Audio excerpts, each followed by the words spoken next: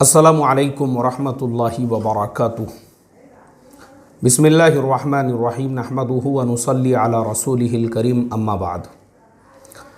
मोहतरम भाइयों, बुज़ुर्गों, दोस्तों, एक बहन जो दाइया है, जिनके शोहर दाई है, घर में दावत व तबलीग का माशाअल्लाह माहौल है, तालीम भी होती है, दोनों मियाँ बीवी का अल्लाह के रास्ते में वक्त भी लगता है और औलादों की तरबियत भी उन्होंने उसी एतबार से की है।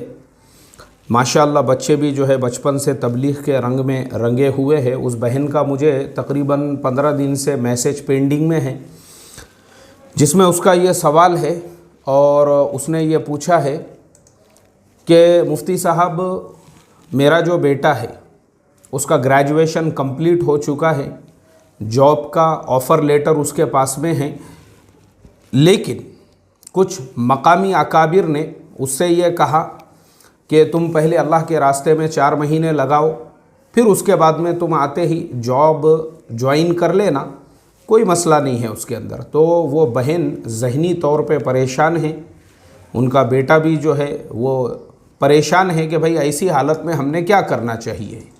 तो उन्होंने मुझे जो है मैसेज किया हुआ है। अब रमज़ानुल मुबारक के अंदर तो आप लोग जानते हैं, सिवाय तफसीर के दूसरे किसी उन्वान पे बात करने का मेरे पास में मौका नहीं था। तो मैंने सोचा कि रमज़ान के बाद पहले उस बहन के सवाल का जवाब दे दिया जाए और उसको उमूमी तौर पे दिया जाए, क्योंकि ये जो मसला है ये किसी एक गांव का, एक शहर का, एक मस्जिद का नहीं है। ऐसे मसाइल हमारे सामने जो है 50 मस्जिदों में पेश आते हैं, जहाँ पे एक आदमी जॉब कर रहा है, अब उसके सामने 4 महीने अल्लाह के रास्ते में जाने का तकाज़ा आ गया। ऐसे ही एक आदमी बिज़नेस कारोबार अभी उसने सेट किया हुआ है और उसके सामने फ़ौरन अल्लाह के रास्ते में निकलने का तकाज़ा आया। तो ऐसे हालतों में उन्होंने क्या करना चाहिए। अब देखो, हर जो काम होता है उसके कुछ उसूल होते हैं। ऐसे ही दावत व तबलीग का जो काम है, अल्लाह हमारे अकाबिर को, हमारे बड़ों को, हमारे बुज़ुर्गों को करोड़ों दर्जे जज़ाए खैर अता फ़रमाए। माशाअल्लाह ऐसा काम हमको दिया है जिसके ज़रिए से आज हम देख रहे हैं, सिर्फ़ हिंदुस्तान नहीं बल्कि पूरी दुनिया के अंदर वो मुल्क जहाँ पे इस्लाम और मुसलमानों का नामो निशान नहीं था, वैसे मुल्कों में भी जाके माशाअल्लाह इस मेहनत की बरकत से आज मस्जिदें आबाद हो चुकी है। तो ये काम बहुत ऊंचा है। ऐसे ही इसके उसूल भी जो है हमारे बड़ों ने जो तय किए हुए हैं वो भी अपनी जगह पे बहुत ऊंचे उसूल है। अब मैं आपको हमारे बड़ों के उसूलों की रोशनी में ही कुछ बातें बताऊंगा। हज़रत शेख ज़करिया रहमतुल्लाह अलैहि, जो तबलीगी जमात के 2 अमीर, हज़रत जी मौलाना यूसुफ़ साहब रहमतुल्लाह अलैहि और हज़रत जी मौलाना इनामुल हसन साहब रहमतुल्लाह अलैहि, दोनों के खुसर होते थे। इसी तरह से बानिए तबलीग हज़रत जी मौलाना इलियास साहब रहमतुल्लाह अलैहि के भतीजे भी होते थे, शागिर्द भी होते थे।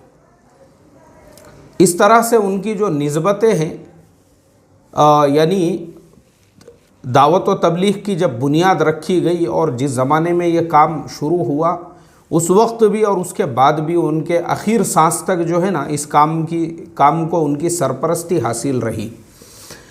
हज़रत शेख ज़करिया रहमतुल्लाह अलैहि की किताब है, उसका नाम है आप बीती। आप बीती इसे कहते हैं, जिसे बायोग्राफ़ी भी हम लोग कह सकते हैं। बहुत सारे लोग अपनी ज़िंदगी में ही लिखते हैं अपनी बायोग्राफ़ी, वैसे ही हज़रत शेख ज़करिया रहमतुल्लाह अलैहि ने अपनी आप बीती लिखी हुई है। और वो आप बीती मैं 10 मरतबा से ज़्यादा पढ़ चुका हूँ, इसलिए मुझे उसमें का एक एक वाक़या याद है अच्छी तरह से। उसी की बरकत से ये तमाम जो निस्बतें हैं, हज़रत शाह अब्दुल रहीम साहब रायपुरी रहमतुल्लाह अलैहि और शाह अब्दुल क़ादिर साहब रायपुरी रहमतुल्लाह अलैहि, और उनके खानकाहों का जो निज़ाम होता था उस ज़माने के अंदर बहुत बेहतरीन ढंग से, और इसी तरह से मुल्क की आज़ादी के वक्त हालात कैसे थे, मैं अपने बहुत से वीडियो में तफसील से ये सब बातें बता चुका हूँ। अब मुझे उसी आप बीती में से एक वाक़या आप लोगों को बताना है।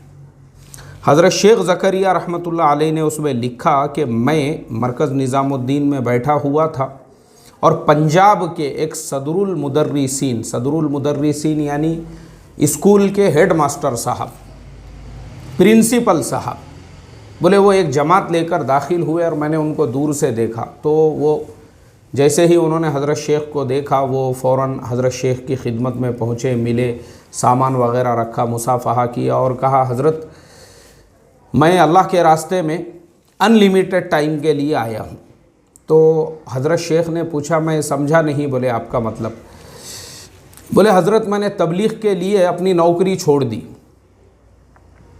मुझे छुट्टी नहीं मिल रही थी 4 महीने के लिए, तो मैंने नौकरी ही छोड़ दिया और फिर मैंने सोचा कि अब पूरी ज़िंदगी इसी काम के लिए लगाना है। अब उसके बाद के जो जुमले हैं वो हज़रत शेख ज़करिया रहमतुल्लाह अलैह के जुमले हैं, वो इतने सख्ती के साथ में उन्होंने ये कहा। बोले मैंने जैसे ही ये सुना तो मैंने उनसे फ़ौरन कहा कि नहीं, तबलीग का काम लोगों को उनके लाइनों से, उनके कामों से छुड़ाकर इस काम में लगाने का नहीं है, बल्कि इस काम का मकसद ये है कि आप जिस लाइन में हो, आप जिस काम में हो, उसमें रहते हुए आप ये काम करो, ये तबलीग का मकसद है।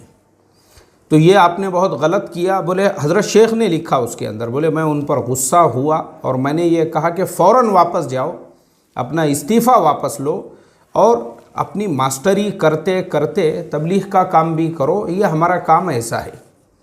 ये एक वाक़या हो गया। अब दूसरा, हमारे हज़रत जी अभी फ़िलहाल के जो हमारे अमीर है हज़रत जी मौलाना साद साहब, मुझे याद है अच्छी तरह से हज़रत जी के बारे में मेरे दिल में सबसे ज़्यादा जो मोहब्बत, अक़ीदत और दिल में जो यानी उनकी जो बातें हैं, मैंने मालेगांव के इज्तिमा में पुरानों की मजलिस के अंदर हज़रत जी ने कुछ बातें बतलाई थी, वो बातें मेरे दिल को लगी थी। इसी वजह से जो है ना, मैं आज तक इस काम के साथ में जुड़ा हुआ हूँ, उन्हीं चंद बातों की वजह से। और मैं आपके सामने बताना चाहता हूँ वो बातें। उन बातों में से हज़रत जी मौलाना साद साहब ने फरमाया कि उसी पुरानों की मजलिस में, बोले देखो ये तबलीग का जो काम है, पहले तो ये कोई जमात नहीं है बल्कि ये एक तहरीक है। मौलाना इलियास साहब रहमतुल्लाह अलैह फरमाते थे, अगर मैं इसको कोई नाम देता तो तहरीक ईमान का नाम देता। दूसरी चीज़, ये कोई फ़िरक़ा नहीं है कि जो काम करने वाले हैं वो ये समझे कि नहीं भाई हम कोई फ़िरक़ा है, फ़िरक़ा नहीं है, आप किसी भी लाइन के रहो। इसीलिए तबलीग की ये खुसूसियत है कि हर मसलक का इंसान आपको मिलेगा। आप अफ्रीका के मुल्कों में जाओगे तो हम्बली मसलक के, मालिकी मसलक के, अरब मुल्कों में जाओगे तो शाफ़िई मसलक के, ऐसे ही इंडोनेशिया, मलेशिया में शाफ़िई मसलक के, और भारत है और उसके अतराफ़ में जो ममालिक है, बांग्लादेश, पाकिस्तान वग़ैरह, ये सारे मुल्कों के अंदर जो है हनाफ़ी मसलक के, पूरी दुनिया में हर मसलक के मुसलमान इससे जुड़े हुए हैं। यहाँ तक कि ओमान वग़ैरह में तो उनका तो कोई मसलक ही नहीं है, वो आबादी होते हैं, किसी इमाम को नहीं मानते, उनके अपने ही एक इमाम हैं, वो लोग भी इस काम के साथ में जुड़े हुए हैं। तो इस काम की खुसूसियत इसीलिए है क्योंकि इस काम में जो है फ़िरक़ा बंदी नहीं है, ये एकदम ओपनली है, सारे मसलक, सारे जमातों, सारे नज़रियात, सारे ख़यालात के लोगों के लिए। तो हज़रत जी ने उस वक्त में ये कहा, बोले मेरे पास में, और फिर बाद में आपने ये कहा कि देखो इस काम का फिर मकसद भी ये है कि आप जिस लाइन में हो, ये काम लोगों को अपनी लाइनों से छुड़ाने का नहीं। क्योंकि वो जो ज़माना था ना, मैं ख़ुद उस वक्त में तबलीग के जो शिद्दत पसंद साथी होते हैं, मैं भी वैसे ही लोगों में था। मैंने भी बहुत कट्टरतावादी वाली तबलीग किया हुआ हूँ, शिद्दत पसंदी वाली। तो हमको उस ज़माने में, हम जिन लोगों के साथ काम करते थे, तो ये कहा जाता था कि भाई तबलीग के अलावा बाकी जो जमातें हैं, मसलकें हैं और नज़रियात है, ख़यालात है, ये दीन का काम ही नहीं है बोले ये। लेकिन हज़रत जी मौलाना हमारे हज़रत जी मौलाना साद साहब ने उस नज़रिए को चेंज किया। उन्होंने कहा कि नहीं, बाकी लोग भी जो काम कर रहे हैं वो सब अपनी जगह पे, उनका अपना काम है और हम किसी के काम को दीन का काम नहीं है ऐसा नहीं बोल सकते हैं। दीन के अलग अलग शोबे हैं, हर आदमी अलग अलग लाइन से काम कर रहा है। मदारिस वाले जो काम कर रहे हैं वो अपनी जगह पे बहुत बड़ी दीन की खिदमत कर रहे हैं। मकातिब के लाइन से जो लोग काम कर रहे हैं वो अपनी जगह पे बहुत बड़ा दीन का काम कर रहे हैं। वरना मैं खुद जानता हूँ उस ज़माने के अंदर एक तबका ऐसा होता था जो मदारिस की शिद्दत से मुखालिफत करता था, वो मदारिस को दीन का काम ही नहीं समझता था। और ना ही मकातिब को दीन का काम समझता था।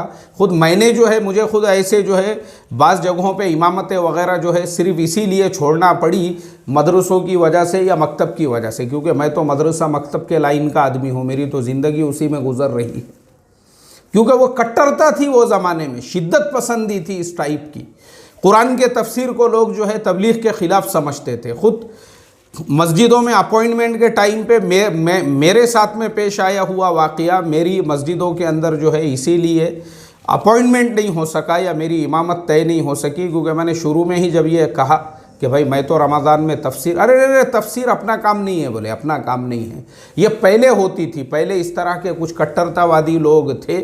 तो अब जो है ना हज़रत जी मौलाना साद साहब ने इसके अंदर पूरे ये सारे ख़यालात को बदल दिया। ख़ुद हज़रत जी ये फरमाते हैं कि हमारे हर मस्जिद में मकतब हो, मकतब के साथ तालीम बालिगान का भी नज़्म हो। ये ख़ुद हज़रत जी के अल्फाज है।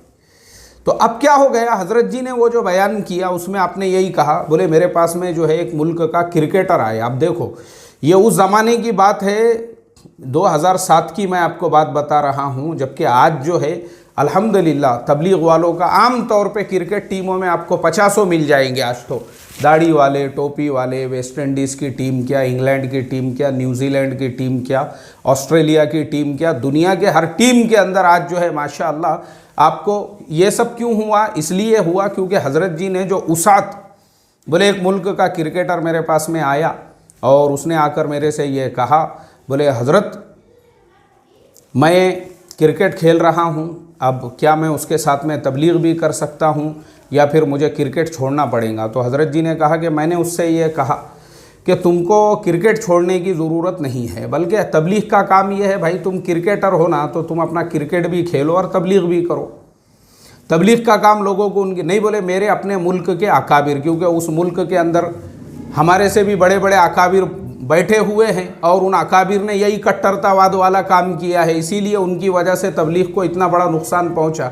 उनके यहाँ पे सब यही मसले है, आर नहीं तो पार वाले, यानी वो जो है ये समझते हैं कि ये हम काम कर रहे हैं तो वो काम हम कभी कर ही नहीं कर सकते। उन्होंने वो बेचारे क्रिकेटर को, सईद अनवर को जो है उसको साफ तौर पर ये कहा, बोले नहीं तबलीग का काम अगर करने का है ना तो तुम जो है ये नहीं कर सकते, बोले क्रिकेट नहीं खेल सकते, क्रिकेट को छोड़ दो, रिटायरमेंट का ऐलान करो और साथ में बाद में खाली तबलीग का काम करो। हज़रत जी ने कहा कि ऐसा नहीं है, बल्कि तुम क्रिकेट खेल रहे हो, क्रिकेट खेलो, वो तुम्हारा काम है, वो एक प्रोफेशन है, और उसके साथ में जो है तबलीग का भी काम करो। उसके बाद हमने देखे कि वही एक तबलीगी की वजह से पूरी दुनिया के अंदर लाखों लोगों को अल्लाह ताला ने तबलीग से जोड़ने का जो है उसको ज़रिया बनाया। ये हज़रत जी की वसाअत, सिर्फ ये एक बात नहीं।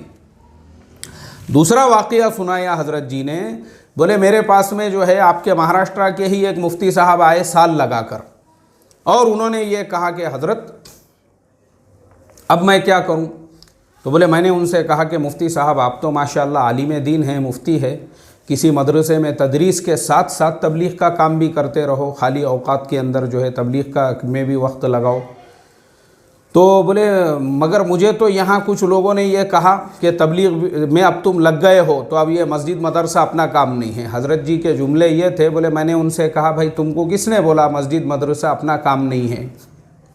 मस्जिद और मदरसा तो ओरिजिनल में अपना काम है, अपना काम ही है उम्मत को मस्जिद और मदरसे से जोड़ने का। ये तदरीस छोड़ देंगे तुम, अरे तदरीस के साथ में भाई तबलीग का काम करो। ये हज़रत जी के जुमले थे। वरना पहले जो है, मैं आपको ये बहुत पुरानी बात बता रहा हूँ, मालेगांव में जब इज्तिमा हुआ था, आप खुद अंदाज़ा लगा सकते हैं। ऐसी शिद्दत पसंदी थी उस वक्त में। और फिर किसी ने कहा, और एक वाक़या सुनाए, बोले एक लीडर आया मेरे पास में, पॉलिटिशियन, और उसने कहा मैं तबलीग करना चाहता हूँ लेकिन मेरा तो बाइकआउट कर दिया गया कि लीडर साहब ने मस्जिद वार जमात में नहीं बैठना, और लीडर साहब ने जो है क्योंकि बोले तबलीग और लीडरी का कोई।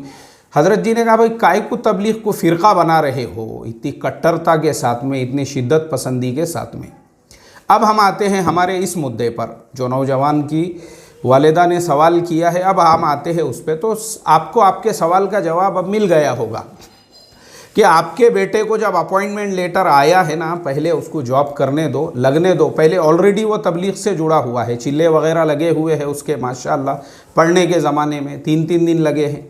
एक कंपनी में जब उसको ऑफ़र लेटर आया है उसके ग्रेजुएशन के कंप्लीशन के बाद में, तो फ़ौरन उसने काम से लगना चाहिए और उसके साथ साथ जैसे हमारे बड़े फरमा रहे हैं वैसे काम करना चाहिए। अब ये जो मसला है, ये जो अपने गली मोहल्लों के जो अकाबिर है जो ये कहते हैं कि नहीं पहले तुमने उसको 4 महीने भेज देना और फिर उसके बाद में जो है तुम उसको जो है जॉब से ये कर सकते हैं, तो क्योंकि ये कभी गए नहीं हैं जॉब करने के लिए, उनको ये मालूम ही नहीं है कि किसी भी कंपनी के अंदर जब आप इंटरव्यू के लिए जाते हैं तो जो आपका गैप है, चाहे वो 1 महीने का हो 15 दिन का हो, वो गैप आपको भरना पड़ता है। आपके कॉलेज से आपकी डिग्री मिली है आपको जुलाई के महीने में, चलो आप निकल गए अल्लाह के रास्ते में, आपने जुलाई, अगस्त, सितंबर, अक्टूबर, नवंबर लगाया। अब वहाँ से आने के बाद आपको दिसंबर या जनवरी में जॉब मिल रही है, बीच में 5 महीने 6 महीने का गैप पड़ा। वो लोग ये सवाल करते हैं इस गैप को भरो, आपने 6 महीने क्या किया, आप 6 महीने कहाँ काम करते थे। अब आप मुझे बताइए, अब अगर मान लो वही नौजवान जो है किसी और के पास में जो है किसी के पास से अपने कोई जान पहचान वाले हैं और उन्होंने उसको लेटर बना के दे दिए वर्क एक्सपीरियंस का कि इसने जुलाई से लेके यहाँ तक हमारे पास काम किया, तो शरई एतबार से क्या ये हलाल है, ये जायज़ है, मतलब ये धोखा नहीं है। क्या है ये, मेरा सवाल है ये तो तुम हराम और नाजायज़ काम कर रहे हो, तो अल्लाह हिफाजत फरमाए। फिर ये इस तरह से तो फिर तुम्हारी दीनदारी और फिर तुम्हारी कुर्बानियाँ और तुम्हारी बड़ी बड़ी बातें, फिर इसका फ़ायदा क्या मिला तुमको। तो ये प्रॉब्लम है हमारा। असल में हमने इसको ये काम के लिए ये इतने बड़े झूठ को, इतने बड़े फ्रॉड को, इसको हमने बेदीनी नहीं समझा। मैं जो हमेशा बोलता हूँ, हमारा सबसे बड़ा वीक पॉइंट जो मेरे से एक साहब ने कहा, बोले अरबों के अंदर आज इशराक और चाश्त ख़त्म हो चुकी है। हो सकता है, लेकिन हर जगह से नहीं हुई है ख़त्म, ये भी गलत बात है। बहुत सारे अरब है आज भी वो इशराक और चाश्त पढ़ते हैं, पता नहीं ये कितने साल वहाँ रह के आए थे। लेकिन अरबों के अंदर मुआमलात तो है ना, अरबों के अंदर मुआमलात है। अरब झूठ नहीं बोलते, अरब धोखा नहीं देते, अरब ऐसे झूठे जो लेटर वगैरह है, और वो हमारे ऊपर इसीलिए भरोसा भी नहीं करते। अगर किसी इंडियन ने किसी अरब मुल्क में जॉब के लिए अप्लाई किया ना, वो उसको एक्सेप्ट नहीं करते। वो बोलते जाओ अपनी मिनिस्ट्री के पास में, जिस मुल्क में तुम रहते हो यहाँ से अपनी मिनिस्ट्री के पास में जाके पूरे जो पेपर्स है तुम्हारे, उन पे सब पे आपकी यहाँ के मिनिस्ट्री का सिक्का होना चाहिए, तब जाके आपकी सारी डिग्रियाँ जो है वो एक्सेप्टेबल होती है अरब मुल्कों के अंदर।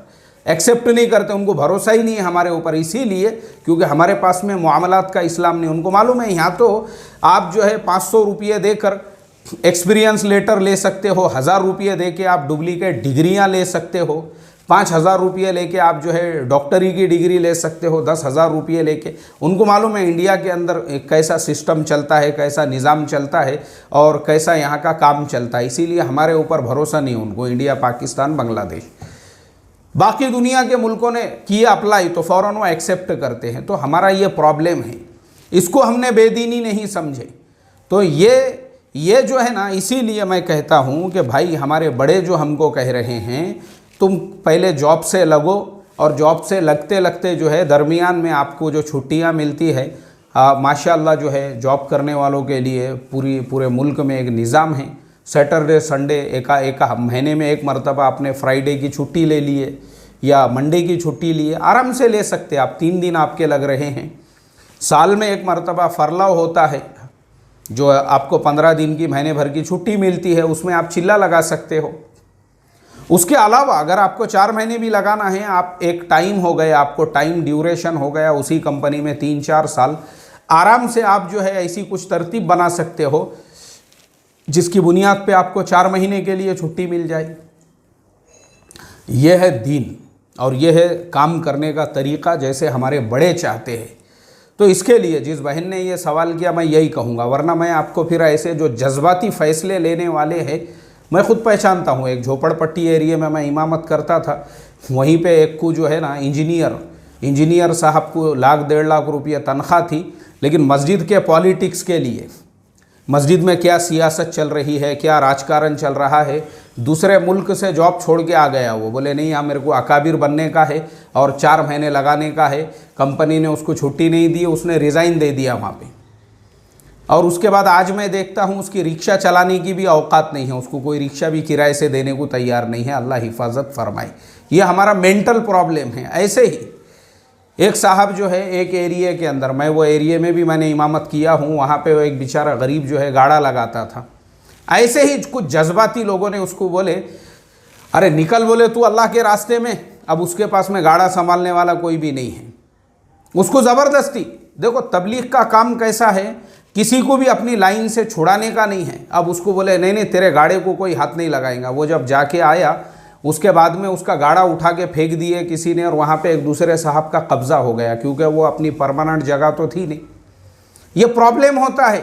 और ये अगर आपके पास कोई गाड़े पे खड़े होने वाला है, जैसे हमारे बहुत सारे दोस्त हैं, एक दुकान है, अब्बा भी है, 2-4 भाई भी है, एक गया दूसरा आता, दूसरा गया तीसरा आता, दुकान अपनी जगह पे चल रही है, तो माशाल्लाह बराबर से उनका वक्त लग रहा है। ये बेतरतीबी वाली जो हमारी गली मोहल्लों की तबलीग है ना, तो इससे क्या हो जाता है, लोग बाद में बज़न हो जाते हैं। मैं खुद ऐसे कुछ लोगों को पहचानता हूँ जिनके 4-4 मरतबा 4-4 महीने लगे हुए हैं, आज वो सलफ़ी है, अहले हदीस बन गए हुए हैं। क्यों? इसीलिए गली महल्ले की जो तबलीग है उससे बज़न और बदगुमान हो गए। वो उसकी जो शिद्दत पसंदी है उसकी वजह से तो छोड़ दिए उन्होंने। बोले नहीं रे भाई, बोले मैं खुद पहचानता हूँ, मैं खुद देखता हूँ उनको। तो इसके लिए हमारी जिस बहन ने सवाल की है, तबलीग का काम बिल्कुल करना है, लेकिन उसी तरतीब पे जो तरतीब हमारे बड़े, हमारे हज़रत जी मौलाना साद साहब बार बार बयानों में ये बोलते हैं, तबलीग का ये काम ही नहीं है लोगों को उनके रोज़गार से हटा के इधर के काम में जोड़ना।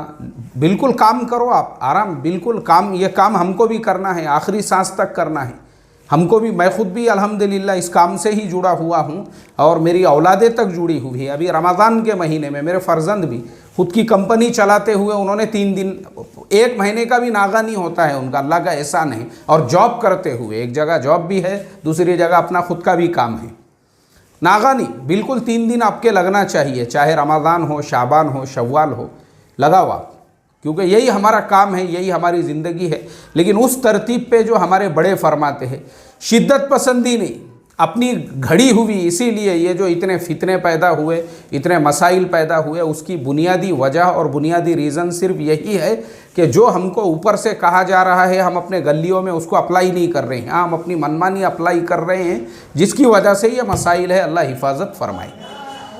बस अल्लाह से यही दुआ करूँगा, अल्लाह ताला हमको तरतीब से काम करने वाला बनाए। अस्सलामु अलैकुम व रहमतुल्लाहि व बरकातुहू।